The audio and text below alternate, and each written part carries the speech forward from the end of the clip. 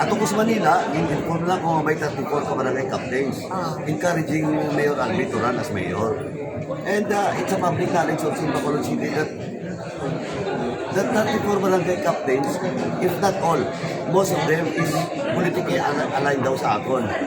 And that's their voluntary decision to have an open letter in public to urge Mayor Albi to run as mayor.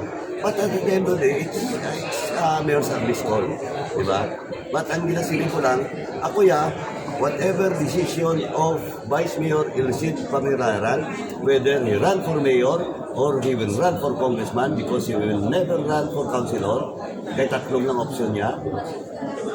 Ako definitely, it's either he will run as mayor or congressman. Ako ara ko na 100% support. What if one runs for opposition against Sorry. What if opposition yung tagalan niya against Albi? Definitely, it will not happen.